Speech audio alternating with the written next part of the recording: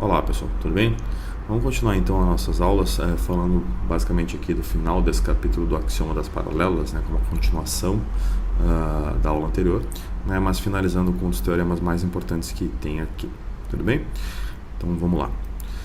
Bom, para começar, a gente precisa lembrar algumas coisas, né, mas basicamente a gente vai iniciar com uma proposição que já vai lembrar algumas coisas daquilo que a gente vinha vendo. Então a proposição diz o seguinte: vamos supor que a gente tenha três retas paralelas, né? Retas essas que a gente vai chamar de A, B e C, tá? E que cortem as retas MN, tá? Nos pontos A, B, C, né? E nos pontos A, B, C, todos eles linha respectivamente, tá?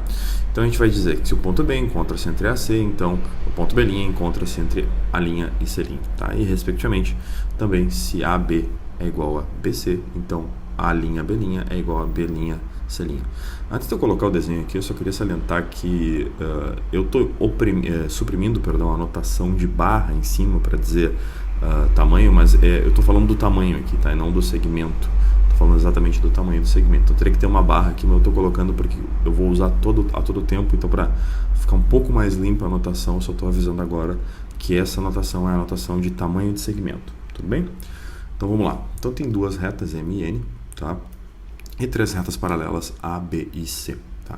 Essas três retas paralelas A, B e C vão cortar MN em alguns pontos. Esses pontos vão ser ABC e ABC', como eu tinha dito, tá? Ou como está escrito na proposição. Bom, para início de conversa, evidentemente que quando a gente troca a posição, tá, ou a inclinação dessas retas MN, esses pontos podem trocar de lugar, como a gente está vendo nesse momento. Bem como as distâncias, né, entre as retas AB e BC, ou AC também, né, elas muda também a posição desses pontos nessa interseção. Tudo bem? Então aqui, para a gente falar dessa proposição, para a gente tentar entender ela melhor, a gente precisa, na verdade, aqui para demonstrá-la, né, fazer umas coisas relativamente bem simples, tá? Então a primeira coisa que a gente vai fazer para demonstrar isso, tá, é imaginar que se B está entre A e C, então A e C pertencem a semiplanos diferentes definidos por B. Isso faz sentido, porque se a gente imaginar que existe um semiplano definido por B, vamos supor que esse semiplano seja o semiplano pintado em verde, né? Claramente A está num semiplano e C está no outro semiplano. Semiplanos esses definidos pela reta B. E o mesmo ocorre, né, com A' e C'. Ambos estão em semiplanos diferentes. Tudo bem? Então, como A e A' estão em um mesmo semiplano determinado por B, né, e B e C, e C' também estão no mesmo semiplano determinado por B. Então, A e C em semiplanos diferentes, A' e C' em semiplanos diferentes, bem como A e A', C e C', respectivamente, em semiplanos iguais, tá? Então, a gente vai ter aqui que, na verdade, esses B, ou melhor, esses não, né? Esses dois pontos B e B', né, são únicos pontos de interseção com B, porque na interseção, justamente a interseção é a reta B que define os semiplanos. Então, quando a reta M corta em um ponto, como A', C, C' são diferentes, as retas M e N são diferentes, elas vão cortar em um único ponto. Então, na verdade, o B está entre A e C e é único, o B' está entre A' e C' e é único justamente pela definição dos semiplanos, tá? Isso por si só já mostra a primeira parte. Agora, se a gente traçar uma reta paralela a M, tá, passando por B', tá, mas não paralela a N, paralela a M, passando por B', ela vai cortar A e C, tá, em pontos D e E, respectivamente. Da seguinte maneira: a gente traçou essa reta paralela a M, ela cortou a reta B, em B', né, e por ser paralela a N, né, ela vai ter algumas propriedades, paralela a M, ela vai ter algumas propriedades interessantes, tá? Então, o que acontece aqui? Vamos tirar esse semiplano para a gente tentar entender melhor. Então, como essa reta, tá, que intersecciona A, B e C, respectivamente em D, B' e E, tá, é paralela a M, tá, o que acontece aqui é que eu acabo de formar um paralelogramo, tá, aqui definido como na figura, tá? Um paralelogramo formado por A, por B, por B' e por D, tá? Então, esse paralelogramo, obviamente, é igual a esse paralelogramo aqui, se AB é igual a BC. Então, a hipótese, para provar a segunda parte, uma vez que a gente já provou que a interseção é única, a hipótese diz o seguinte: olha, AB é igual a BC. A gente quer concluir, né, que A' B' é igual a B' C', tá? Então, para concluir isso, na verdade, a gente tem que esse paralelogramo é igual. E se esse paralelogramo é igual, alguma coisa interessante acontece. O que acontece aqui é que DB' é igual a B'E, né? Então aqui o que acontece? Como vamos ler aqui, como AB é igual a BC, os paralelos são congruentes e DB' é igual a B'E, tá? E consequentemente os triângulos, tá? A linha DB' e EB', C' são congruentes. Eles são congruentes pelo fato de que essa medida do ponto amarelo até o ponto verde, DB' é igual a B'E, e também o ângulo oposto formado em B'E é igual, tá? Então a gente vai ter justamente que esses triângulos são congruentes. E se esses triângulos são congruentes, a gente vai ter que a linha B'E é igual a B'E, C', assim provando o teorema. Tudo bem?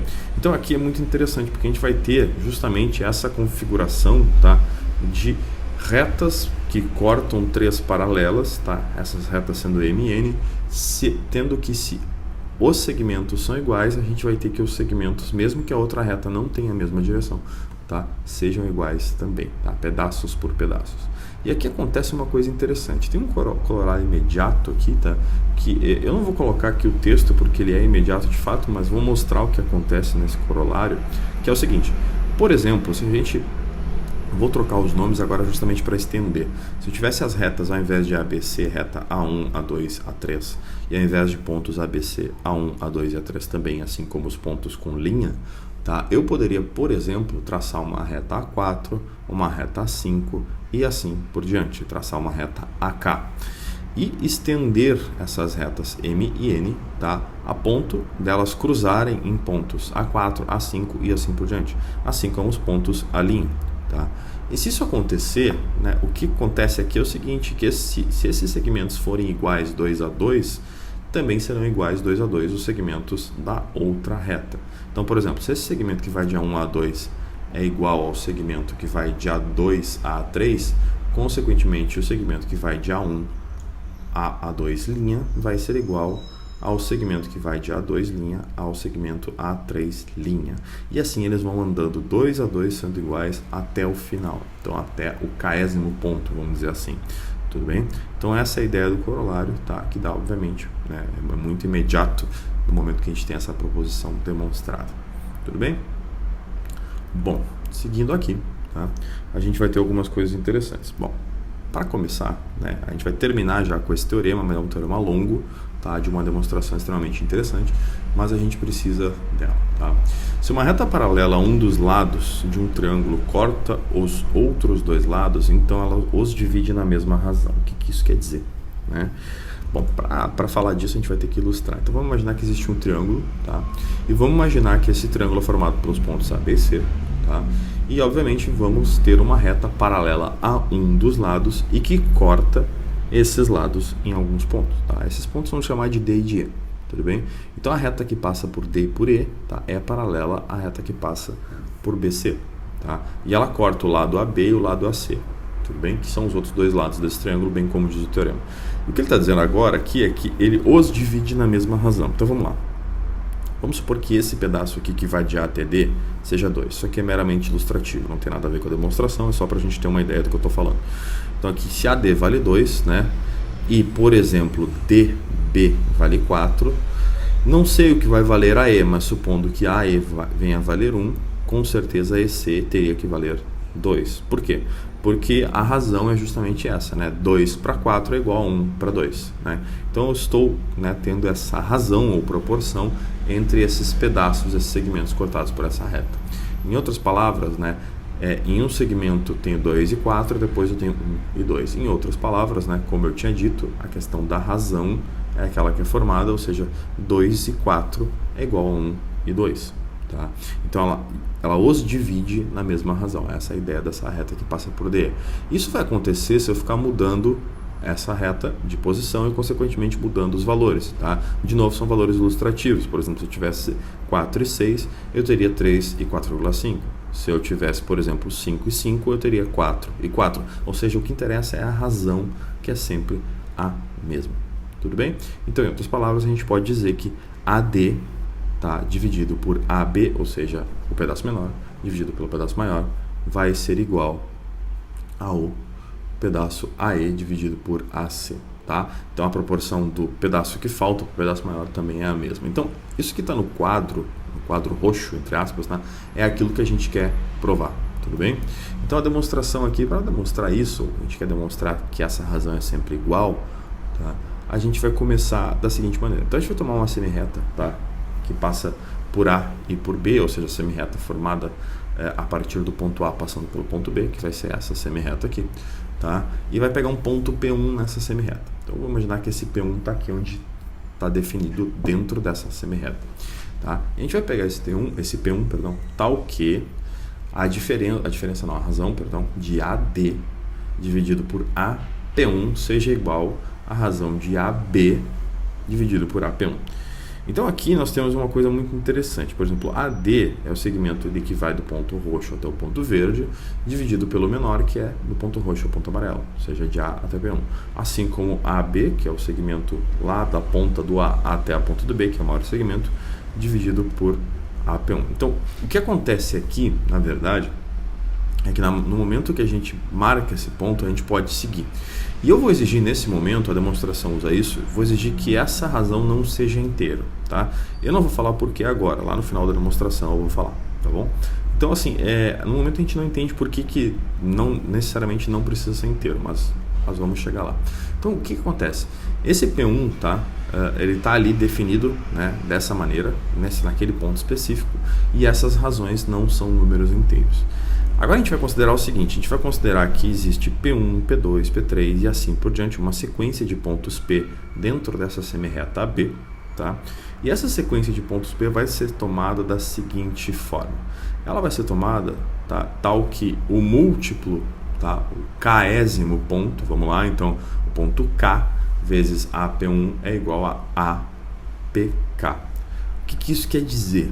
Eu coloquei em amarelo ali exemplos disso. Por exemplo, 2AP1 é igual a AP2, ou seja, duas vezes o segmento que vai de A a P1 é igual ao segmento que vai de A a P2. Então, na verdade, esse segmento AP2 é o dobro, tá, do segmento AP1. Assim como o segmento AP3 será o triplo do segmento AP1. E o segmento AP4 será o quádruplo do segmento AP1. Então, todos são múltiplos de AP1, que é o primeiro segmento formado pelo ponto roxo até o ponto amarelo. Então aqui na verdade o que está acontecendo aqui é que eu posso marcar P1, P2, P3, P4 e assim por diante da seguinte maneira, desde que esses pontos, né, sejam formados dessa maneira, eles têm o mesmo espaçamento entre si, justamente pelo fato de que o AP1, né, é o cara que vai mandar, é uma espécie de métrica, tá? E o AP2 vai ser o dobro do AP1 e assim por diante, tá? E aqui a gente vê por que foi escolhido, tá? O fato de que a divisão AD por AP1, tá, igual a AB por AP1 não seja inteiro. Por quê? Porque se ela não for inteira, o que acontece é que o segmento AD não é múltiplo do segmento AP1. E se ele não é múltiplo do segmento AP1, vai acontecer o que aconteceu ali no desenho. Vai acontecer que vai ter um P3, por exemplo, como está no desenho, e que o próximo P, o P4, ele não vai coincidir com o D. Ele vai passar do D. Então, em outras palavras, vai ter um ponto antes e um ponto depois, e não exatamente o ponto em cima do D. Isso aconteceria? Aconteceria sim, se aquela razão lá no começo fosse um número inteiro. Tá? E é por isso que a demonstração exige que não seja um número inteiro. Tá bom?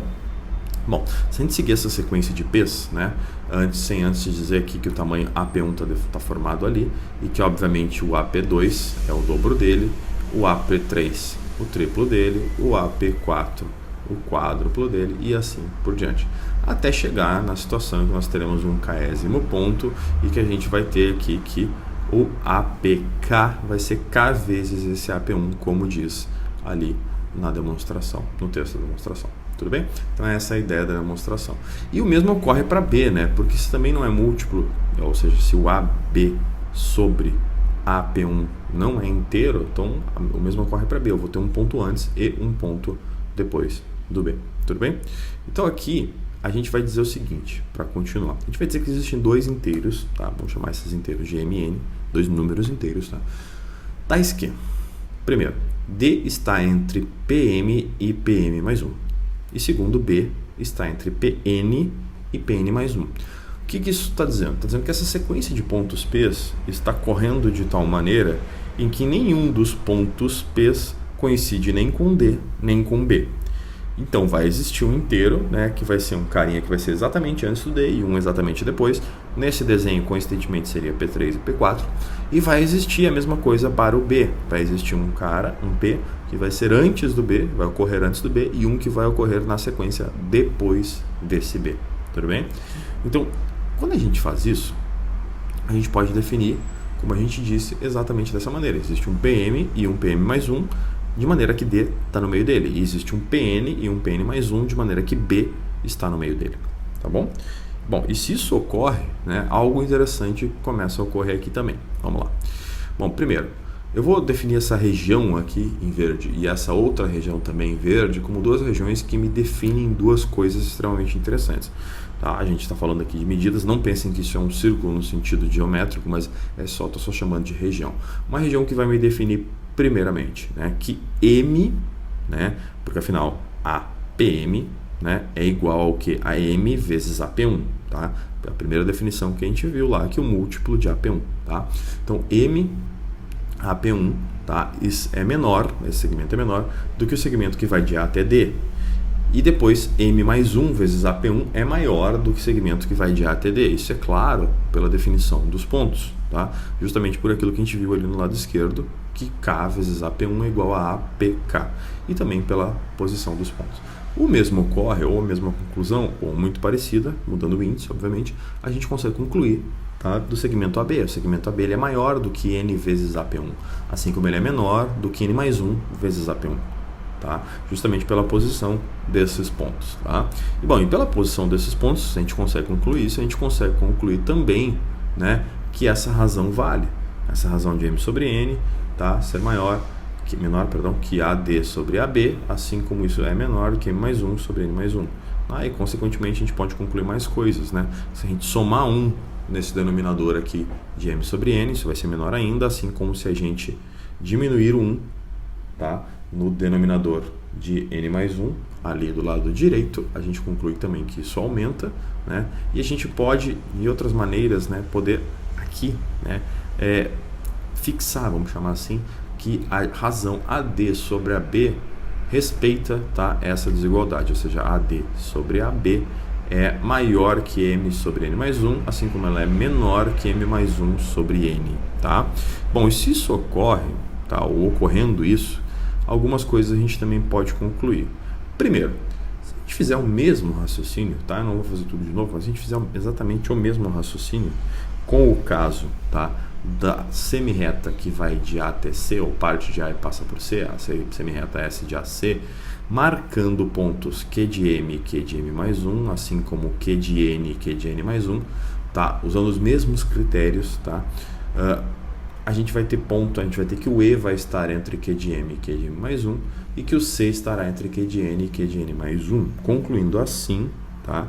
De uma maneira um pouco mais rápida aqui, se a gente entendeu a da primeira semirreta, a gente consegue concluir que essa razão A de E, ou melhor, AE dividido por AC, tá, é maior também que M sobre N mais 1, assim como ela é menor que M mais 1 sobre N. Tudo bem? Então, se essas duas razões, né, são ou pertencem a esse pequeno intervalo, tá, estritamente, o que a gente vai ter aqui?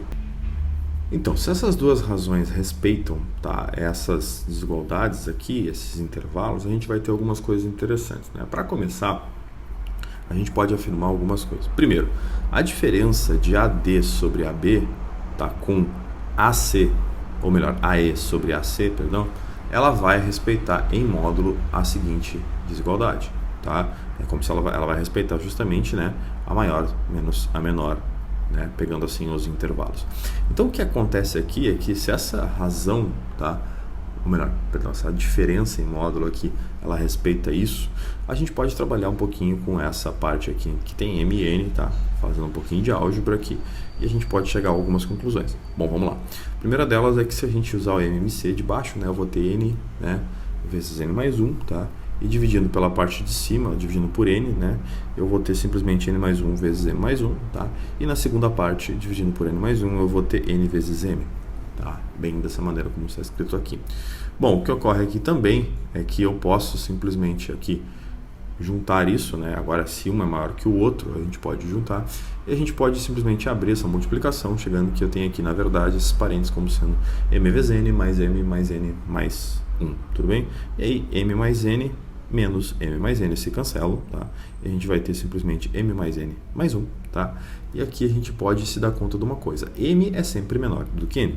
Tá, isso é fato, porque pela ordem, né, das escolhas que nós tivemos, n é sempre menor do que n. E se m é sempre menor do que n, tá, a gente pode, por exemplo, trocar m por n, tá, sem nenhum problema nesse caso. E a gente tem uma desigualdade que depende só de n nesse momento, né? Então, aqui eu teria, por exemplo, né, n mais 1.